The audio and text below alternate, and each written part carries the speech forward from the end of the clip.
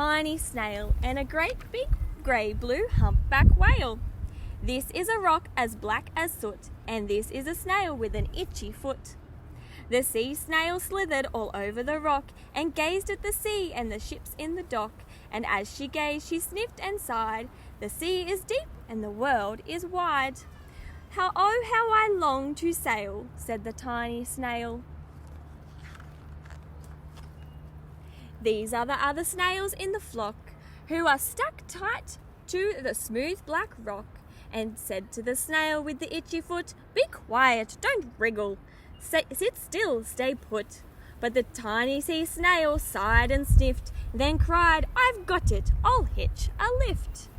This is the trail of the tiny snail, a silvery trail that looped and curled and said, "Lift wanted around the world."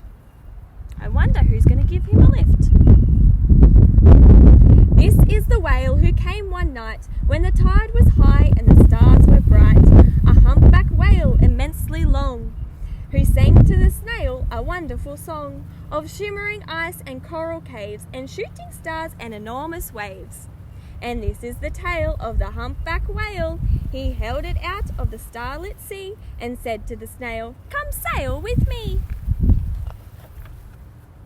This is the sea so wild and free that carried the whale and the snail on his tail to towering icebergs and far-off lands,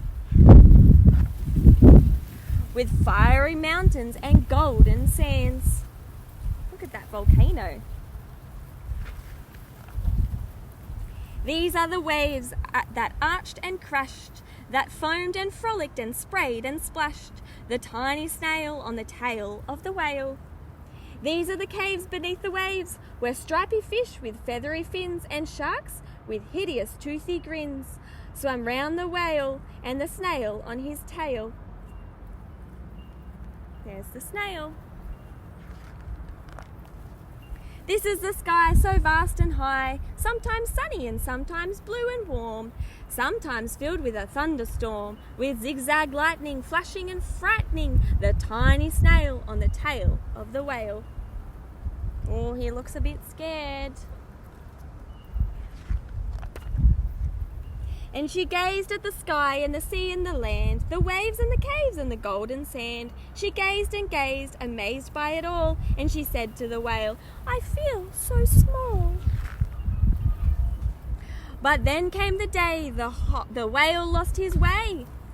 These are the speedboats running a race, zigging and zooming all over the place, upsetting the whale with their ear-splitting roar, making him swim too close to the shore.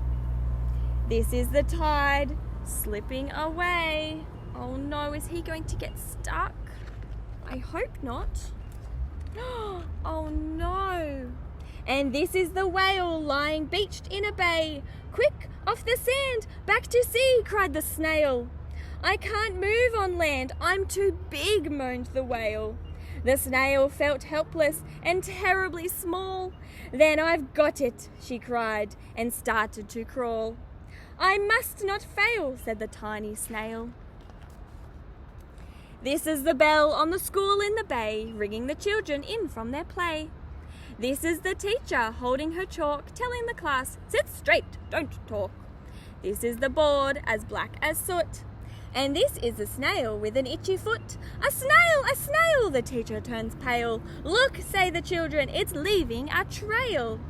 This is the trail of the tiny snail, a silvery trail saying, "Save the whale!" Do you think they're going to save him? Let's see.